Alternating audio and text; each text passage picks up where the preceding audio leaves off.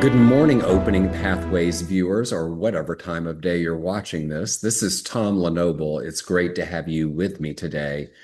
I have an exciting person for us to see today. His name is Arjun Pillai, and he is the co-founder and CEO from Docket. And they are automating something with AI for sales engineers in the sales process that I'm going to let him tell you about. But it's pretty exciting. I already told Arjun I wish we had had this years ago, but we have it now. Welcome, Arjun. Thanks a lot for having me here, Tom. It's great to meet you and excited to have the chat. I'm thrilled you're here. So let's jump in. I want to know, please. I know my viewers want to know as well. We want to hear a little bit about Docket, and I want to know what was it that sparked your idea to start down this path? Absolutely. I've been in the sales tech and marketing technology for good or bad for the last 13 years, meaning I've been in and around salespeople, marketing people. I've been myself a salesperson because I have done now 3 companies. Docket is my third company. If you look at any company, Tom, take the amount of documented go-to-market knowledge in a company, it is less than 7%, right? And it's 5, sometimes 6, sometimes. But the other 90 plus percentage is in somebody's head or in unstructured data like call recordings and Slack chats and Microsoft Teams chat and internal trainings and so on and so forth. The key is this go-to-market knowledge is so important for that enterprise. This tribal knowledge of go-to-market is so important both for the sellers so that they can sell in the right way and for the buyers so that they get the right information at the right time so that they can make the right choices. This was an impossible problem. And to your point, all of us would have loved to have it 10 years, 20 years back, but the technology just did not exist. Until GPT-4 kind of landed, it was almost impossible to solve this problem to an enterprise accuracy grade, right? 95% of accuracy that enterprises look for, it was impossible to build. So that's what we have built at Docket. Fundamentally, Docket is a product and sales expert agent. And it has 2 phases to it. There are 2 agents essentially. One is that interacts with the customers living on your web properties and can give instant right answers to your customers or prospects, show them demos, show them slides, make them go through the pipeline. The second is there is an internal agent that interacts with your sellers and salespeople and CSMs and support people on the go-to-market side internally and enabling them to answer the customer's questions more effectively. So that's what Docket does. We clean Great. your data, we put it into a sales knowledge lake, gives you 2 agents, one for customer interactions, one for internal enablement. What was the first moment that you knew you were onto something? It was probably the first set of calls that I did. All of us live in our heads. We are all smart to ourselves. But until somebody else tells you that, you are onto something, I tend not to trust, my own, not drinking my own Kool-Aid, as they say, right? So in the first 18 conversations, I was trying to see if this is resonating. Can I get some pilots, design partners? In the first 18 calls that I did, 9 of them expressed interest to be part of the pilot program, right? And I've gone through this in the past.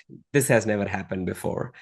Usually you have to go through like 40 to get like 5 or like 10, something like that, right? So there was a lot of interest. People resonated with the problem statement very, very quickly. And I was like, okay, I'm probably onto something. And then the verification came as the first seed round of $5.3 million by Ashu from Foundation Capital and a bunch of other. I had to say no to $3.4 million because I didn't need that kind of money. So there was a lot of validation that happened, and the team kind of came together very quickly. So that's when I was like, okay, let's do this. We've got something here. Well, Yes. I want to go way back and talk about what was it that got Arjun on this journey at all, even before Docket. There's a backstory that we want to know. Sometimes we have early role models in life. Tell us about that for you. Did you have those early role models and who were they? Everybody has role models, whether they realize it or not. You are absolutely right. For me, I didn't realize it, but my role model was, is, and probably will be my father. Um, this is interesting. My father was an entrepreneur. I just did not realize until I started the company and I was sitting on a podcast after like 1.5 years of starting my first company. They asked me, is your father an entrepreneur, or like, do you come from business background? And I'm like, okay, that makes sense. My father is an entrepreneur. So my father used to run a rubber band manufacturing small scale industry in Kerala, India, right next to my house. But it was a very manual intensive kind of a work. So he never got me or my brother anywhere close to that place. So we were always, he would only call us when, he needs something that urgent, that important, that happens like thrice a year. That's it. Other time we were left to ourselves to play. So so I had that, but in my mindset, right? Third standard, fourth standard, my small room open to this in the factory. So I could see him waking up at 6 o'clock, going to the factory, coming back at 8 o'clock, having a tea, going back. Then at 12 o'clock, coming back, having a tea, going back, 1:30 lunch, going back, 6 o'clock, coming, taking a shower, going back. So by that time I will sleep at 8:30, 9 o'clock. And he kind of rinses and repeated this for many, many, many, many years in my active memory. That got etched into my mind, right? The determination, the hard work, a little bit of an arrogance that, yes, even if people say no, you can still do it. So I'm sure that is what has shaped me into, the good and bad that I am. So I mean, I have learned many things from many people, but if there is one role model, that'll be my father. The Yes. other role model is probably, you might not know him. There's a cricketer named Sachin Tendulkar. I'm from India. Cricket is our religion back there. Sachin is literally the epitome of cricket in our country, especially for people of my age. There were a lot of things to learn from him, but fundamentally, the way in which he carried his career over for 24 years, being at the epitome, gathered all the records, and still was able to kind of be grounded. Phenomenal. I haven't seen many others who can do it that well. There are a few, the Roger Federers of the world, Yes. something like Roger Federer is Sachin, basically. It's very close in my mind. Yeah, I love asking this question because I hear people who are mentors, but when I hear role models, most often it's either a parent or a grandparent that made an impact in our lives, and I know that that's true for me as well. Have you ever doubted your vision at Docket? Yeah, yeah. Not only at Docket, I have doubted myself, you know, across my entire life. Until I was in 10th standard, I didn't doubt myself at all. I was like so carefree about myself. After I turned 15, let's say from 15 to now, I'm 36. Across, I have always doubted myself. But if you ask my closest friends who have been there with me for 20 years, right? They ask, what do you think this guy has? Like one thing. They'll probably say he will fall into all kinds of pits, but his ability to climb out of that pit is unlike anybody else, right? So some of these doubts are actually within you, and you kind of climb out of that pit. That I have learned over the years. Second thing is, when I am in doubt, I am very comfortable now to be vulnerable. So I go to my team. I don't even care if it is an engineer versus my co-founder. If I'm not unsure about something, I've gotten confident enough to be vulnerable, saying that I don't know the answer to that question, or I no idea, maybe I'm wrong here. So doubting happens all the time, Tom. It's part and parcel of growing up, in my opinion. The key is, from the doubt, do you go left, right, north, east? Who do you consult? How do you take the decisions? As long as you have a good rubric around it, I think you are fine. Yes, I'm with you. I want to be learning until my last breath, and I'd like to learn about that too. I'm curious, did anything ever happen that was really, really difficult and that was hard that nobody even knows about? Nobody saw it, was there something that you took a big risk that nobody ever saw? I wouldn't say it was a big risk. There were probably two instances that I can think where these were like phases where people saw me but did not really know what was happening. The first one was during my first company. I took it upon myself to like really push hard and try to make the company succeed for my co-founders and for my team. Obviously, they knew that I was working hard and all, but I don't think they ever quite realized how much I wanted to do it for them. And I didn't have a relationship at the time. I didn't spend any of my personal time. I was not properly exercising at that time. It was all about that company, right? And to me, my company was about the team besides me, right? The person on my left and my right wanted to kind of make it for them. So that is probably one phase where I put in a lot, and people fully probably didn't see it. Some may have seen a little bit. Second time was when I came to the US and I had to go through like a visa problem for 15 months. If you're an Indian in US, you go through visa problems. That's how it is. So there was a 15 months time when I had to go through a visa problem. The thing about visa problem is you are helpless. You do everything you can, and then you're like, I know I have a reason to be here, but who knows, right? So that was a time, and I had to wage that war because my wife had completed USMLE 1 and was midway through USMLE 2. These are very hard exams to get through. If we had to go back to India, I wouldn't care for myself, but my wife had to kind of restart everything because USMLE is not the standard in India, right? So that 15 months was really a war to keep it steady, make sure everything is fine. And so I did not share it with a lot of people because literally nobody can help, but everybody will feel tensed. So I did not even tell this to my parents. Yes, uh, yes. Just worry yeah, them, right? Just make them yeah, worry. So, yeah. exactly. Why And, bother? what did those early days teach you about trust? um the biggest learning that I have with trust is trust will be broken, and whether you have to trust or not is your choice. That's my learning. Whoever you trust, your trust will be broken from people around you. I've gotten enough people who have broken my trust over the years, enough people who have not broken my trust.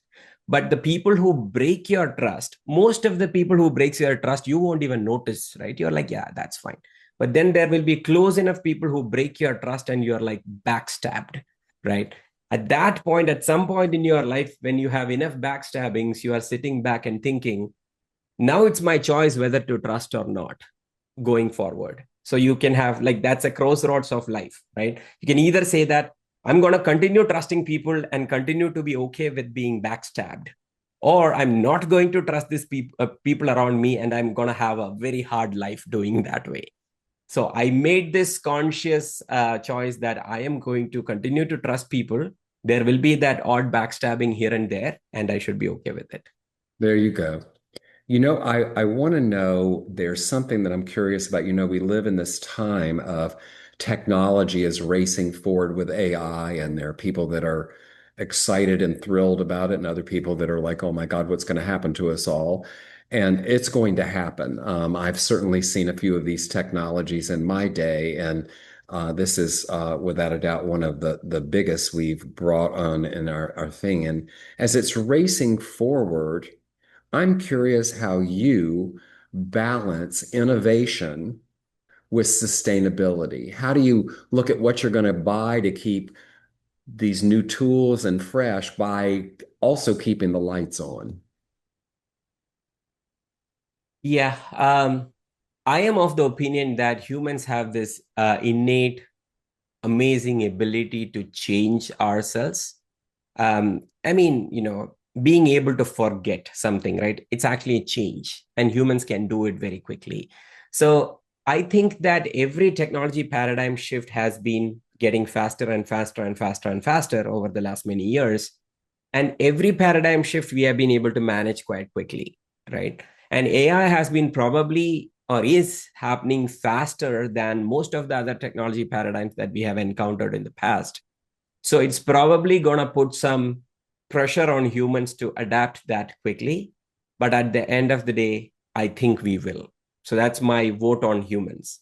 From a technology standpoint, I'm a very pro tech guy in the sense that When people say we are going to run short of energy, I'm like, no, we are going to figure out solar, right? Yes. When we say we are going to run short on water, yes, we have to do our stuffs to kind of, save water and all of that. But I'm sure that somebody is going to figure out a technology for us to get water, right? So I actually think that technology is the ultimate balancer, ultimate solution, and I'm a very pro tech guy. So by no means I want to delay the tech or not invest in tech for the sustainability. I would much rather invest in put my vote on good humans to actually do the tech properly. So that's where my head is at. I mean, Yes. these things are above my pay grade at some level, but I want to believe that I'm also playing a small role here and there in kind of, shaping the future of the world as we would live in. Yes, we've had many brilliant minds solve many problems over the course of history, and I'm with you. I believe we'll have brilliant minds that help resolve some of our challenges as well. I want to talk about your leadership style. Tell us about your leadership style. What principles do you follow? Tell us a little about how that happened. In one word, it is servant leadership. That's the strategy, methodology, whatever you call it. Don't think that I know about all kinds of leadership and then I'm picking that. It's not. I don't know all the methodologies of leadership or anything like that. I started my first company when I was 23. When you start at 23, what do you know? You don't know anything, right? So it's not like I've learned 100 methodologies of being a good leader and then started being a leader. So in the flow of activities, in the flow of life, I've had the good fortune to building good teams. And then one thing that I have learned to myself is your company is essentially your team. It is not the legal entity. It's not the set of code that you have written. Of course, people who buy the company value the code, but it is this team who wrote that code. So if you look at everything, the nucleus is the team. So the team is the company, it is the people. So now, what do you do as the company scale? You cannot take care of 100 of your customers. You can take care of 20 of your team members who can take care of the 100 customers and 1,000 customers. So most of the CEOs, CROs, CIOs, all those people out there who says we serve our customers, they don't even speak to enough customers, right? I know CEOs who speak often to customers, but how many customers are they talking to? Like 10 a month? And then they have like 10,000, 100,000 customers. Mark Benioff has, I don't know, 200,000 customers. How many can he talk to? But his team is talking to all the 200,000 customers and more. So his job is to take care of his team, and his team is taking care of the customers. So at some level, I am in service of my team. So I'm a servant to my team, right? So that's where my methodology evolved. So Very, that's about it. very good. You're reminding me of a time in history when running large customer service centers for companies and this sort of idea that people never hear from senior leadership. I used to love to have a day where I would invite them to come in and take phone calls. And it was the best because the customer was first in total disbelief. They were really talking to the CEO or one of the leaders of the company. And Yeah. they invariably walked away with some action items of understanding, if nothing but out of a few calls, what some of the pain points were for the customer that they hadn't heard because it gets filtered so many times. So I love this idea of servant leadership, and it's what I'm about as well. Tell me how, excuse me, do you decide when to pivot or push through? $1 billion question.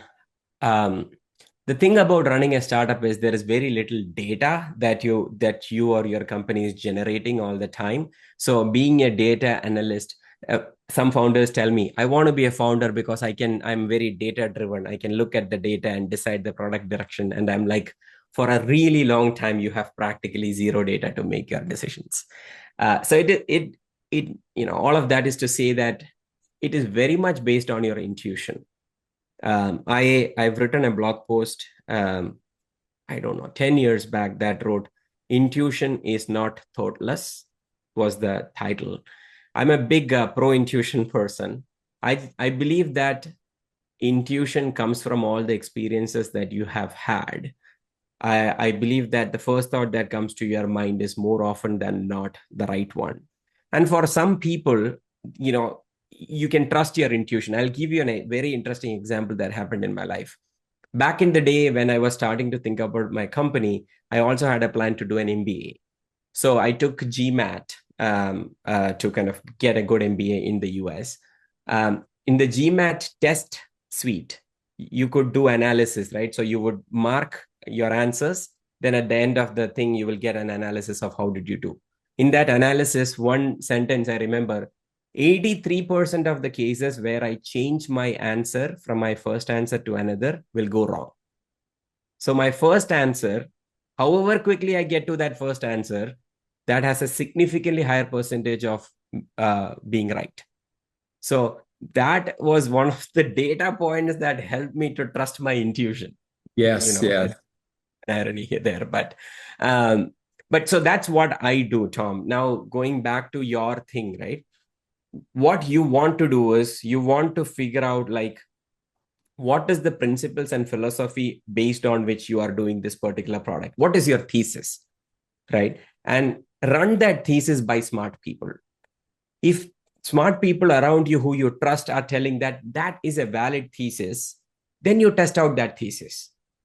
You should keep pushing with a product when you have valid thesis to test out.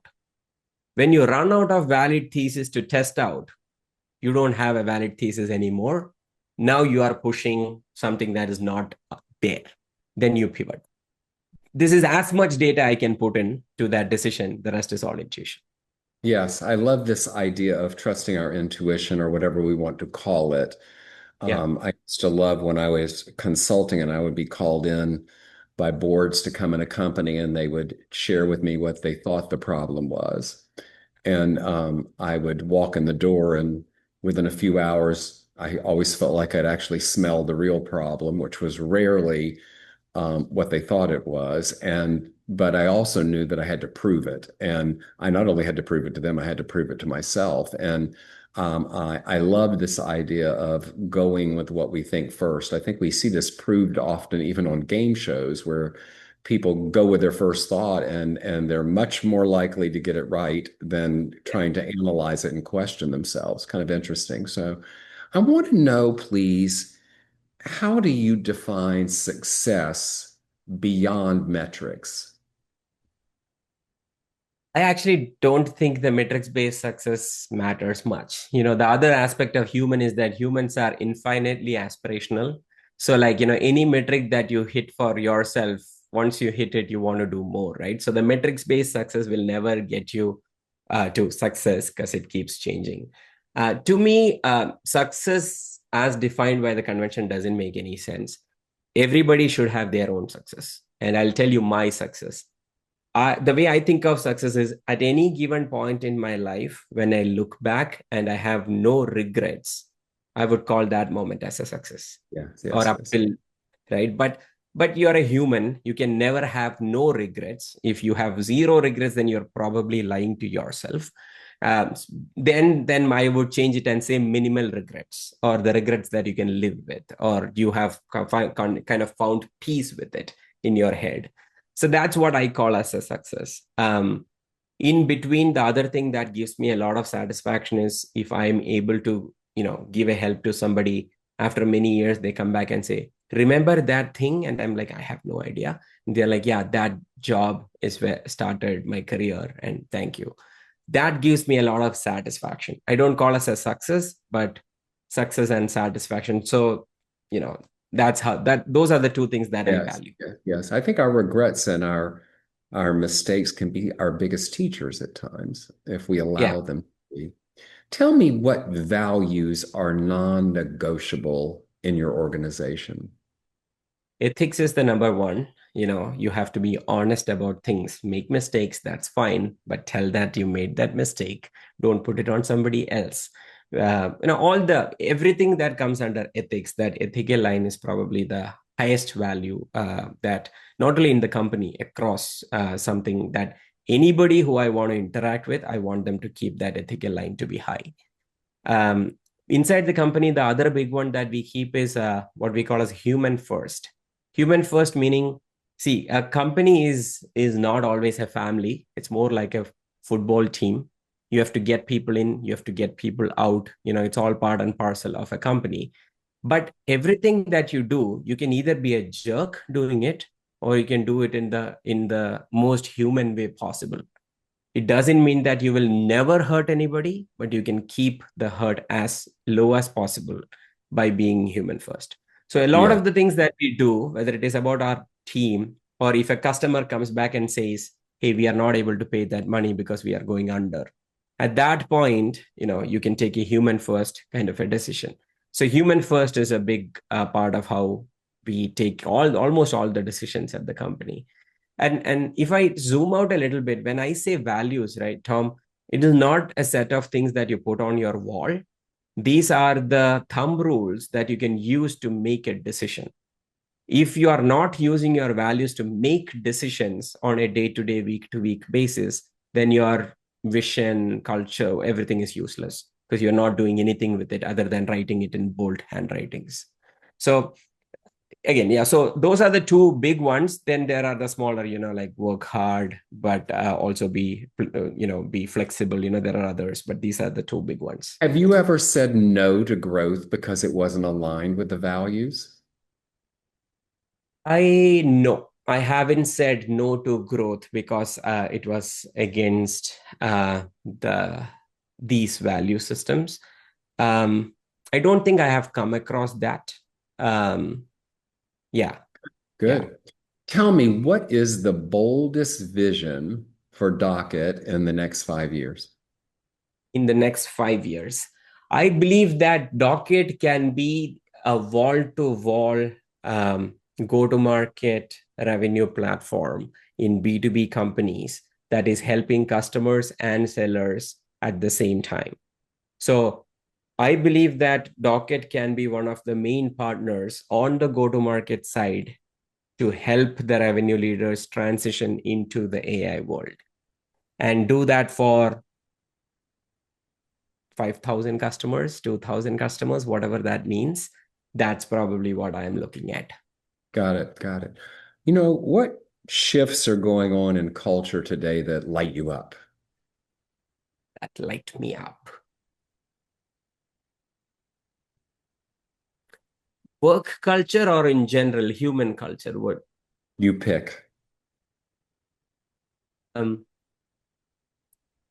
in general, I like the culture within work, and maybe a little bit outside work also, but generally people trying to get fitter, healthier is something that I think is a very good trend. Yes. Um, so I want to see more of that, right? Like less addiction, more purpose, So I mean, it comes in ups and downs, but generally, I think, for example, the alcohol consumption in US is going down, Very right? much so. Yes, there might be some drugs and things like that that are going tilting up and coming down, but overall, I think the people thinking about health has increased quite a bit. Sleep has Yep. increased quite a bit. So that's a culture that I'm really liking.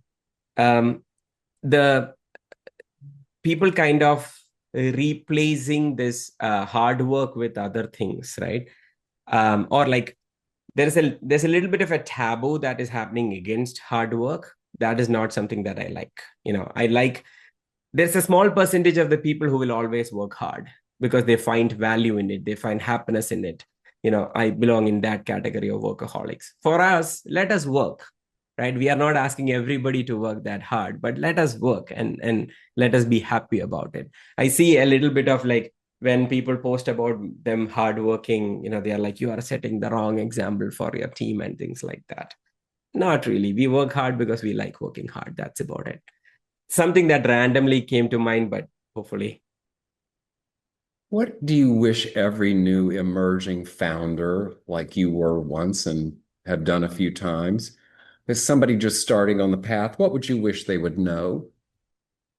How incredibly hard this is. How incredibly hard this is. You're signing up for a 5 to 10 years of your journey. In most of the cases, you are going to give the premium time of your life. Whether you're starting at 25 or 35, you're still in your primes, right? You have a lot of things that could go in your life. When you are a founder, you are saying no to a lot of things. Today, even if I want to I can make my relationship circle wider and bigger, I cannot, because there's only X amount of minutes or hours in my life. So I have to consciously make a decision that, you know what, I'm not going to do that because, I have to go to my company. So it is an incredibly hard thing from emotional, physical standpoint, and people should realize how difficult it is. Um, yeah, once you realize that and then come into doing a startup, because it's a very enriching experience, because it's a very humbling learning experience, then you will actually do well, because the gift is the journey, not the destination, because there is less than 5% chance that your destination is going to be amazing. But 95% of the rest of the 95% is also good, because the journey is the destination. So if you Yes. know that journey is the destination and the journey is going to be like a hike, meaning it's going to be hard, you're good. Good, good, good. So tell me, if your younger self were looking at our podcast, what would you tell him? I I would probably tell that while everything that I told is true, your life will not pause. So don't try to pause your life. Many my the mistake that I made with my first company that I was telling, right? I had no relationship for a long time, was fully focused on the company. I didn't go out, I didn't go exercise. I could have gone and spend more time with my parents during that time. I didn't do that. So you you shouldn't see um, any part of your life as a transactional phase. Oh, I'm just going to complete this 2 years of MBA and then do it. I'm going to start my career. First year, I have to work hard and then I will do it. So, those are all examples of you guys or anybody who is listening treating your life as transactional phases, right? It is never transactional phases, because one thing is going to get replaced with another thing and another thing and another thing. So, if you keep pushing it out, you will always push it out. So instead of treating as transactional, you just have to say life happens and everything else happens within life. So find time for the things that you like and keep doing it. It's okay. It's not going to let your company fail. It's not going to let other dominoes fall. You'll be fine. Just live. Great. Arjun, I have enjoyed this time together. I want to thank you so much, Arjun Pillai, who is the co-founder and CEO of Docket. Thank you for being with us today. Thanks a lot, Tom. I've been on many podcasts. A lot of the cases I have to tell my story, and the same old story that I say has gotten boring for me, honestly. This has been one of the podcasts where all of the questions were so thought-provoking, and I've probably told a bunch of things that I've never told anywhere because I didn't get the opportunity. So kudos to you for doing such a great job. Good. Thank you for being here. And to my viewers, this is Opening Pathways with Tom Lenoble, and I'll see you next time.